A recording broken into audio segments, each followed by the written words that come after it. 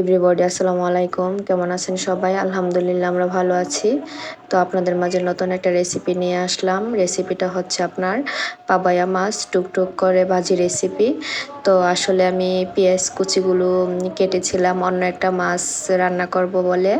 তো মাছটা আমি ভুলে বাসায় খুলে যাই না আর কি, ফ্রিজ থেকে। তো স্কুল থেকে এসে দেখি আমি পাবায়া মাছ খুলে ফেলছি। তো ভাবলাম যে পাবায়া মাছগুলো টুকটুক করে বেজে নেই, তারপরে বেজে নিয়ে পেঁয়াজ কুচিগুলো বেজে নেব।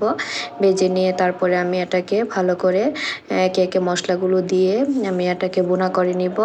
তো আসলে সবসময় তো মন মানসিকতা একরকম থাকে না, সেজন্য অনেক সময় ভুল হয়ে যায়। কারণ যখন আমরা রান্না করি তখন রান্নার কিন্তু একটা বিষয় আছে, ওইটা কিন্তু টেনশন করতে হয় যে আগামীকালকে কি রান্না করব বা আজকে কি রান্না করব, কি খাবো এরকম।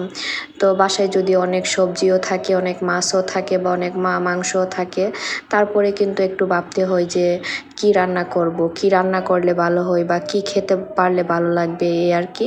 তো আমি জানি না আপনারা ভাবেন কি না, কিন্তু আমি ভাবি প্রায়ই যে কি রান্না করব, কি খাবো, কি রান্না করলে ভালো লাগবে।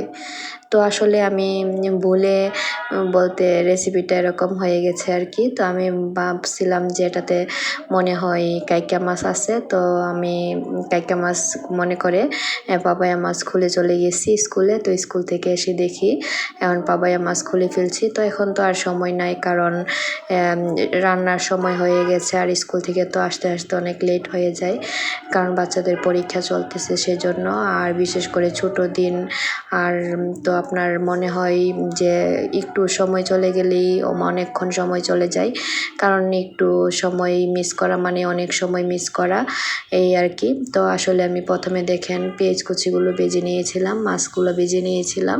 বেজে নিয়ে তা আমি একে একে মশলাগুলো দিয়ে এখন কষিয়ে নিয়ে তারপরে যখন পানিটা শুকিয়ে আসছে তখন আমি ধনিয়া পাতাটা দিয়ে দিয়েছি। ধনিয়া পাতাটা দিয়ে লাল লাল করে ভেজে নিচ্ছি। তো পাবায়া মাছটা কিন্তু প্রায় সবাই খায় আমি জানি, কারণ এটাতে কাটা নাই সেজন্য। আর বিশেষ করে আমি পাবায়া মাছটা তেমন পছন্দ করতাম না, ইদানিং আপনার ভাইয়া পাবায়া মাছটা বাসায় আনে, আর আমার কাছে ফ্রাই করলে একটু বেশি ভালো লাগে, মানে একদম লাল লাল করে ভাজলে আর কি।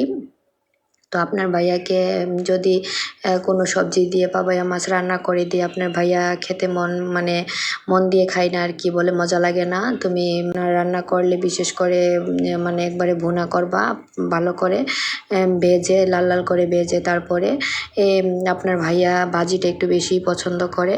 আর যদি আমার ভিডিওটা ভালো লাগে অবশ্যই লাইক কমেন্ট শেয়ার করবেন। এই দেখেন আমার ভিডিওর ফাইনাল লুক কেমন হয়েছে অবশ্যই কমেন্ট করে জানাবেন। আবারও বললাম ওকে, আল্লাহ হাফেজ, বাই বাই।